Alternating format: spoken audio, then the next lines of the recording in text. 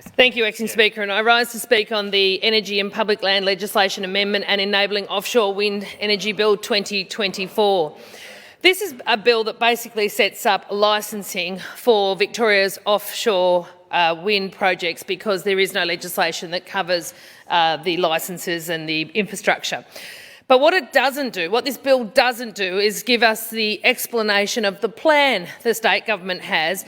However, they have, there is quite implication and highlighted that South West Coast will have wind turbines. Now, this will have tremendous consequences for my electorate of South West Coast. It will gravely impact an electorate that already is crisscrossed with renewable energy developments, an electorate which has more wind turbines than any other electorate in Victoria. Yet under this Labor government, South West Coast's world-famous whale nursery is under threat from the proposed offshore wind developments, which is clearly identified as a way forward in this bill. I simply do not trust the state or federal Labor government to get the balance right between protecting our whales and developing offshore wind off the coast of Warrnambool and Port Fairy. I don't trust Labor, and I cannot support wind turbines for a whale migration pathway. Let me be clear, I understand the role of renewables in achieving energy targets, but I do not support risking a precious whale migration pathway for an offshore wind farm that's risks are not fully understood. It's that simple. Don't risk our whales. Don't build an offshore wind farm in Warrnambool and Port Fairy's whale nursery. One of the reasons I have such distrust is because Labor's decision last Thursday to change the planning rules, which completely erodes the right of the community to object to offshore wind projects, as well as onshore renewable energy projects. It is shameful that the supposedly environmentally conscious Labor Party would willfully put the environment important areas like whale nurseries off Logan's Beach in my electorate at the risk of a project we don't understand the impacts of on the environment. I remind Labor that we live in a democracy. As much as they might wish it was, Victoria is not a dictatorship. This bill will allow offshore wind developers to obtain tenure over public land for the purposes of assessing the feasibility of constructing offshore wind electricity transmission infrastructure, designed to provide certainty to the industry. In addition, it enables the actual transmission of offshore-generated wind energy to the Victorian grid on land. A subsequent easement arrangement over public land says perhaps at Killarney Beach, which is right in the middle of the declared offshore zone, would be required to enable the connection to be made, and this bill facilitates that it doesn't, as it doesn't currently exist in legislation. Now, I note that there is commitment to putting the transmission lines underground, underwater, but once it gets to shore, once again, is no commitment to underground transmission lines. They're prepared to just crisscross all over the landscape. I personally hold major concerns over allowing the state Labor government the responsibility of decisions that will affect our very fragile and pristine marine system. Offshore wind off the coast of Warrnambool and Port Fairy will be located in the whale migratory pathway that has existed for thousands of years. Even worse, they will be placed in a whale nursery, where after many years of whaling, almost to extinction, the whales are finally returning and building up in numbers where they come to give birth. It is very protected and a valued site to keep whales feeling safe and not to be disturbed. You can't swim in the area, you can't boat near them, you can't jet ski near them or windsurf. Everything is very planned carefully and mindful of minimising any disturbance to this valued and greatly popular return of the whales to South West Coast. How can we as a community believe the state Labor government care enough not to jeopardise the good work that the community have in place to protect this sanctuary, when this bill and this government is purposefully making it harder for local communities to object to offshore wind projects on environmental grounds? Particularly when last week we saw the government declare that they have changed the rules around renewable projects so that the community panel process where people can have their say will be removed, as well as the ability to have appeals projects to VCAT removed.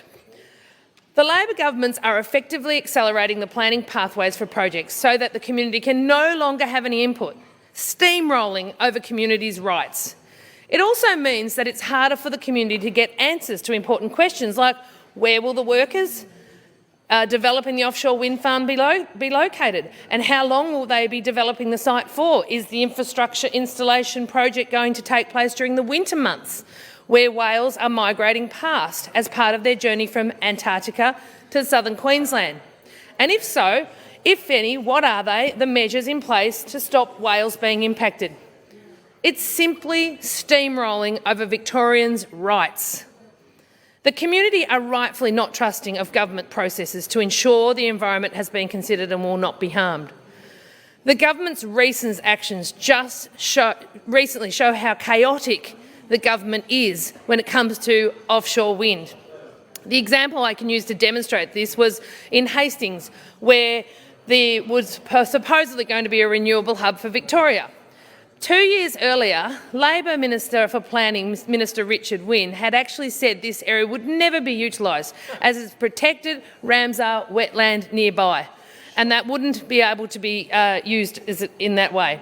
Despite this, the Minister for Ports went down there getting photos saying this is the port that we'll be using as a renewable hub, followed by the Minister for Energy saying this will be the place where the energy hub will be for offshore wind, followed by the Planning Minister, Minister Kilkenny, saying everything's in order. Eventually, the Federal Minister for Environment had to show some leadership and came out attacking her state colleagues and saying it can't happen for exactly the same reason that the previous minister had stated 2 years earlier. The site is too sensitive an area to be developed because of the protected Ramsar wetland. To top it off, the Environment Minister was exposed as not having done his homework when he said he was waiting for the Federal Minister's full reasonings to block the project when they were already available online. This bill being introduced so soon after that embarrassment from the Labor members across the chamber has me rightfully concerned that they are going to push ahead and put the wetland, which is protected for a reason, at risk in their crusade to keep their inner city seats happy.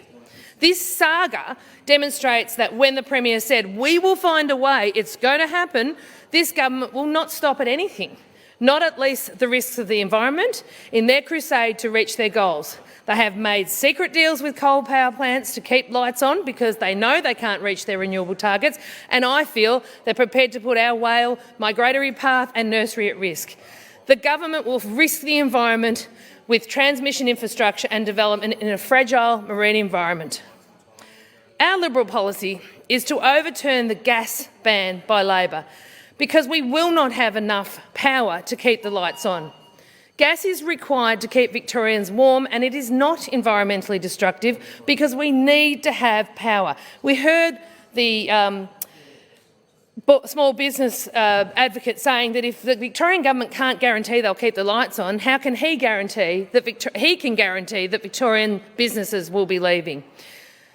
So the Victorian Liberals will repeal ban on gas and keep the lights on. Labor, on the other hand, is prepared to harm the environment in the name of the environment, saying they want to reach their targets for renewable energy when they know there just isn't the ability to do so. There isn't enough storage capacity, there isn't the capability, and wind and solar alone won't do it. Just as importantly, in the briefing, we were very concerned to hear that the state government will just simply be trusting the Commonwealth to do their due diligence because they will give permits to the ones the Commonwealth have given authority to. I just think we're passing the buck there and not doing the necessary checks that Victorians need to be sure of. We do not in South West Coast oppose renewable projects. Our region has over 400 wind turbines already with hundreds more plans. What we do oppose is having our rights removed and no longer being able to be part of the conversation. The government needs to be finding a balance between renewable energy developments and affordable and reliable energy, and that certainly is not proving to be the case.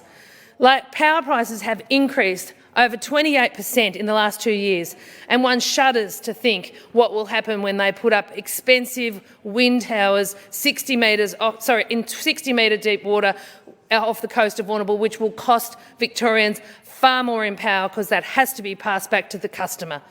Most planning seems to take years, but this government seems to be able to plan these wind farms and get through processes of bureaucracy within 6 months. The government is riding roughshod over Victorians, and Victorians in South West Coast have had enough, and we won't allow our whales to be compromised.